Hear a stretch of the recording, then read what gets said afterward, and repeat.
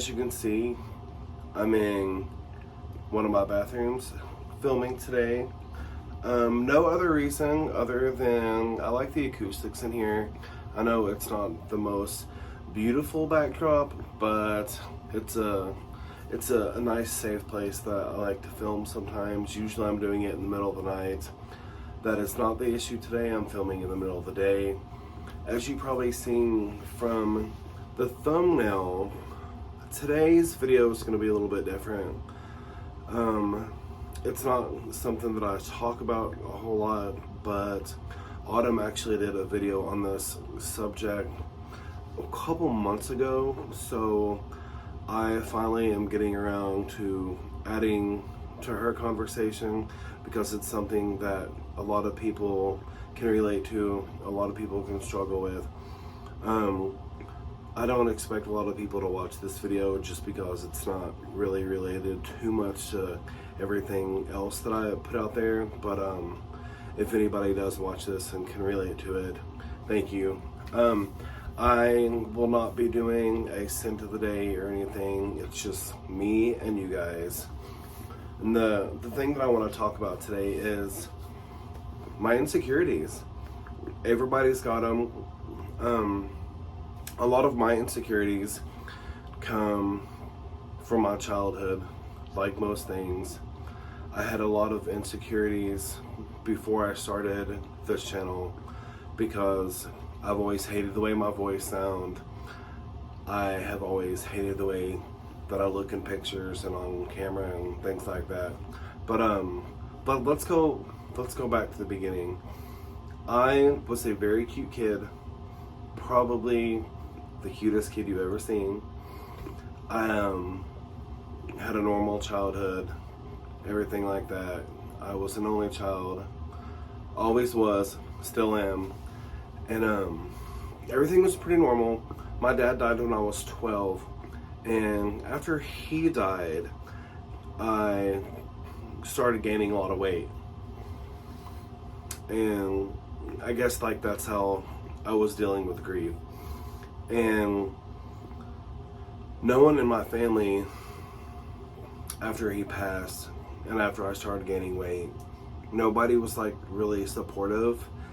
It was very opposite of that actually. Whenever we would like go to church and then go out to eat on Sundays, like afterwards, my own family members would call me fat, or they would say, should you really be eating that? You know, stuff like that. So it was just a really like nasty time. And then this is around, my dad passed in '93, so I was like in 6th grade. And 6th grade for me is when the bullying started, because that's about the time I think that most people start to come into themselves, find themselves. I had just lost a parent, so I was kind of struggling, and it was just really hard for me. 6th, 7th, and 8th grade were actually very, very hard for me. I gained a lot of weight, and I got bullied a lot, and it was just a lot of things that I didn't know that were gonna affect me till like, you know, later on. Whenever I got into high school, I was still really heavy, but somehow the gears had shifted away from me. I came out right before high school, but obviously whenever I got to high school, it's not something that I just ran down the streets or, you know, ran down the hallway screaming, I'm gay, I'm gay. My freshman year of high school, I was in men's chorus, and most of the other guys in the class were junior and senior football players. So I made buddies with them real quick. So for the rest of my high school years, I never got picked on. Like, it was kind of a breeze for me. I just hated being there in general, just because I was bored all the time. I knew everybody. I wasn't part of like one clique or another. I was kind of just friends with everybody. And then after high school, right after I turned 18, I started like going out because I could go to like clubs and bars and stuff, and I was going out all the time, and I was more active, and I was dancing, and I started to dabble in herbal supplements, if you know what I mean, and I lost a whole bunch of weight real fast. So I was able to keep a said weight off for a couple of years, and then I started working in fast food, and I gained some of that back, and it was just like an ongoing struggle that I had for a long time. And right before I was 21, I started working at, I got my first like actual sit down restaurant job, and that helped a lot because I was running around all the time, and I lost a whole bunch of weight really quickly. Again, it's like a yo-yo. So the same family members that teased me and said that I was fat and that I wasn't going to be anything because I was fat, they started telling me, my own mother started telling me, well, you're too skinny now, you know, nobody's going to want you for the same reasons, yada yada, whatever the case was. And then after so I kind of came out to the whole world before I came out to my mom. So whatever I did, needless to say, it wasn't like the greatest. I wasn't kicked out. I wasn't like abused or anything like that. I was able to live at home. Her philosophy with me was always, I don't care what you do, just be home before I get up to go to work. So basically, even during school, like the last semester of my senior year, I could go out and party as long as I was home before 4 a.m. Anyway, fast forward to, like, I'm like 22, 23, still trying to figure a lot of stuff out. I was still very thin, and then the actual like drug started. I know this is such a touchy subject. I did a lot of drugs, a lot of copious amount of drugs for probably 6 years. So jump to 2007 to 2010. I started the job that I'm at and lost weight. 6 months before I met my husband in 2011, I was wearing an extra small.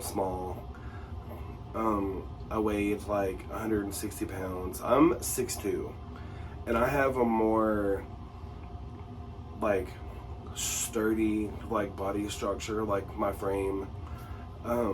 Like I should have played football in high school, but I'm not coordinated enough.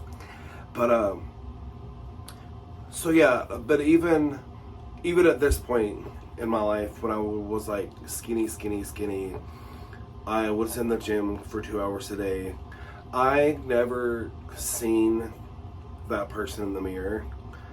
I always saw an ugly duck. I always seen somebody that wasn't worthy. And I'm over 40 now, and that's still something that I struggle with a whole bunch. Even now, whenever I look in the mirror and like see myself, I don't see, like, I see like Jabba the Hutt. Like, those are just facts. Any of you all that have been following me since the beginning of this channel have probably noticed like a weight change in me, especially in my face. I've since May, I've lost like 30 pounds. That's not something that I was just gonna come out and like brag about, but as it is relative to the topic that I'm talking about, that's why I will share that information. I just have a lot of body dysmorphia, I guess, and that comes from my childhood. This is just something that I wanted to like talk about with you all, because whether that's your insecurity or it's something else, it's something that I just wanted to talk about, because whenever Autumn made that video, it struck a chord like in my soul, and I knew that I had to like tell my side, tell my story that I've had growing up with, you know, body dysmorphia and issues with how I sound or how I look. It's taken me a really, really, really long time to start, not accept, but start to be comfortable in the skin that I'm in. And like, it's just tough. It's just one of those things. Every single day is a struggle. That's why I have latched on so hard to like other things in my life. Like, for instance, I started getting tattooed because I don't want to see my skin. That's how I got into it, and that's why I have so many, and that's why I will keep getting tattoos until I just can't see my skin anymore. My family really like screwed me up. I've never really talked about it at all, except for you guys right now. So like I always say, the filming and putting myself out there to the world is very cathartic, and it helps me feel good. Like, I've talked to my husband, of course, about this stuff. He knows some of it, but it's just it's not something that I like to burden other people with, as stupid as that sounds. So it's just something that I wanted to put out there.